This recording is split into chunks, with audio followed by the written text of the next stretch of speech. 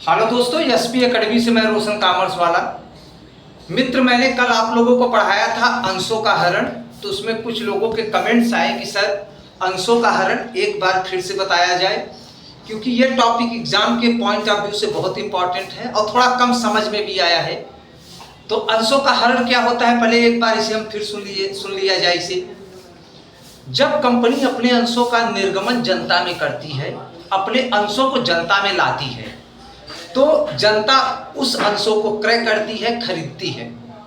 तो कंपनी याचनाओं में पैसा की मांग करती है, आवेदन के समय, आवंटन के समय, प्रथम याचना के समय, अंतिम याचना के समय, 2 बार, 3 बार, 4 बार, जितनी कंपनी की आवश्यकता होती है उस हिसाब से कंपनी थोड़ा थोड़ा पैसा जनता से मांगती रहती है। जब कोई अंशधारी किसी भी याचना का भुगतान नहीं करता तो हम उसे कालसीन एरियर कहते हैं, यानी अवशिष्ट याचना, भुगतान का प्राप्त न होना।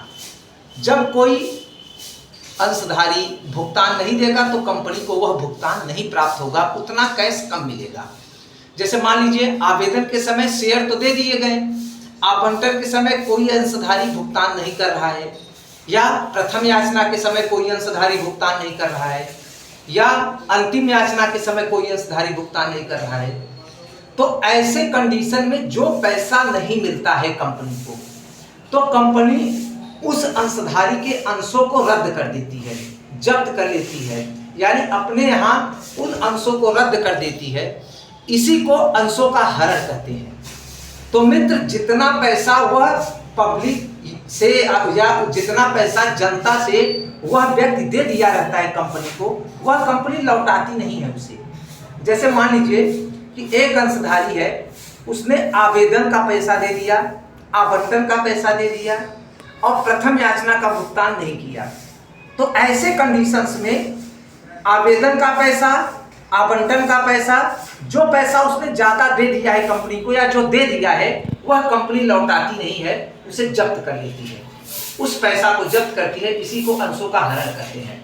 तो मित्रों, अंशों के हरण में क्या होता है कि कंपनी अपने अंशों का निर्गमन करेगी, याचनाओं का मांग करेगी, और याचनाओं के मांग के बाद उसमें कालसीन एरियर होगा, चाहे वो आवंटन से हो जाए, चाहे वो प्रथम याचना से हो जाए, चाहे वो अंतिम याचना से हो जाए।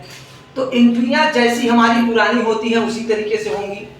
तात्पर्य, जैसे आवेदन का जो हमारा जर्नल एंट्री होता है, bank account debit to share application account, और दूसरी entry share application account debit to share capital account, ये हमारी आवेदन की एंट्री हो गई। उसके बाद आवेदन के बाद अगला आता है आवंटन। अगर मान लो आवंटन की एंट्री अगर हो रही है, तो आवंटन में अंतर यह होता है कि जो पहली एंट्री होती है वो चौथी बन जाती है और जो दूसरी एंट्री होती है तीसरी बन जाती है। मित्र, बार बार बताने का मेरा उद्देश्य ये है कि आप एंट्री को सिर्फ देखिएगा मत, वीडियो देखने से अच्छा है कि दोस्त आप उसे प्रैक्टिस में लाएं और कहीं ना कहीं आप एंट्री भी नोट करें। एप्लीकेशन की 2 एंट्री नोट करने के बाद उससे आवंटन की कैसे एंट्री बनती है वो भी बनाओ। जैसे पहली एंट्री चौथी बन जाएगी और दूसरी एंट्री तीसरी बनेगी। अंतर यह है कि जैसे यहाँ एप्लीकेशन है तो एप्लीकेशन हट जाएगा और यहाँ पर हो जाएगा अलॉटमेंट, और यहाँ भी हो जाएगा दोस्त अलॉटमेंट।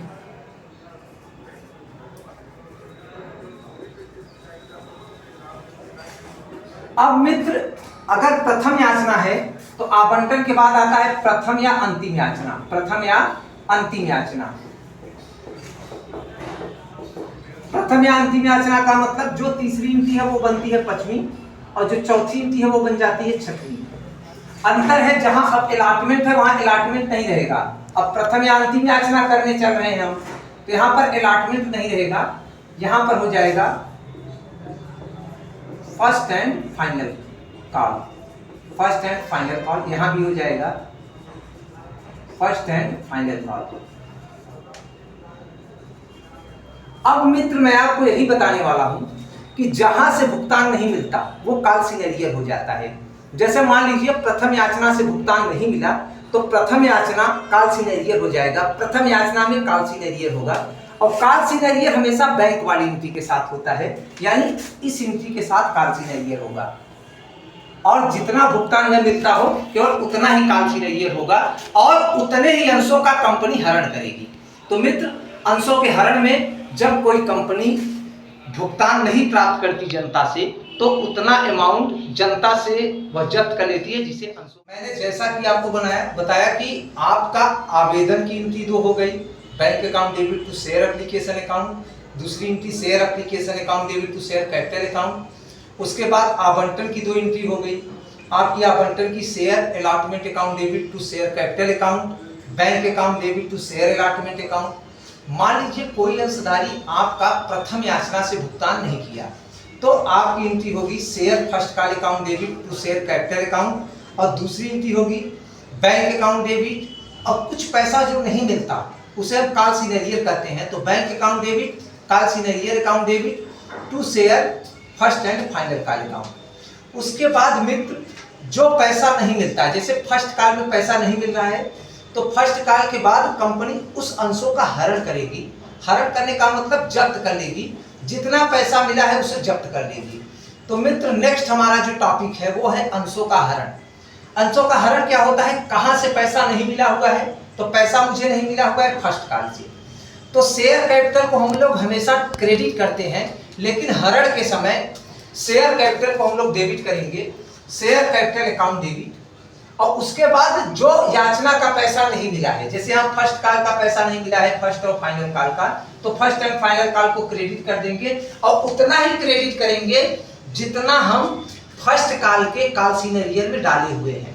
फर्स्ट कॉल के कॉल सीनियर में जितना हम डालते हैं अमाउंट, उतना ही share first and final call यहाँ डाला जाएगा। यानी फर्स्ट और फाइनल कॉल में जहाँ bank account debit, call senior account debit, तो कॉल सीनियर का जितना अमाउंट हम डालते हैं उतना ही अमाउंट यहाँ पर share first and final call में आएगा। और मान लीजिए उसके पास 200 शेयर हैं 10 रुपए के रेट से, यानी उसे 2000 मिला, 2000 उसका आपका कैपिटल हो गया, और 203 का फाइनल रेट है, 203 रुपए का अगर फाइनल रेट है, तो 600 रुपए उसका नहीं मिला, तो कितना मिल गया होगा? 1400।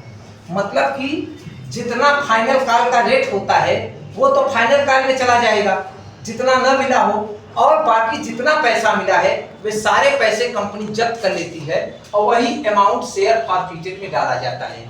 मैं ये कहना चाहता हूं दोस्तों कि आगे मैं क्वेश्चन बताता रहूंगा। एक वीडियो मैंने पहले भी बनाकर डाला है, फिर मैं बता रहा हूं कि शेयर फॉरफिटेड अमाउंट में जितना कॉल सीनियर वहां पड़ता है, चाहे वह अलॉटमेंट में हो, चाहे वह फर्स्ट कॉल में हो, वे सभी यहाँ पर शेयर फर्स्ट कॉल के नाम से आएंगे या शेयर अलॉटमेंट के नाम से आएंगे, और जो पैसा मिल गया है कंपनी को वो शेयर फॉरफिटेड के नाम से यहाँ पर आएगा। तो मित्र, आगे मैं क्वेश्चंस आप लोगों को डालूंगा पोस्ट पे और वो बताऊंगा। तो क्वेश्चंस में और मित्र एक इंपॉर्टेंट चीज बता दूं कि आप लोग वीडियो केवल देख रहे हो, प्लीज देखने से बेस्ट होगा कि आप लोग एंट्रियों को नोट करिए। 2-3 बार अगर आप एंट्रियों को नोट कर रहे हैं तो वो एंट्री आपसे बननी शुरू हो जाएंगी।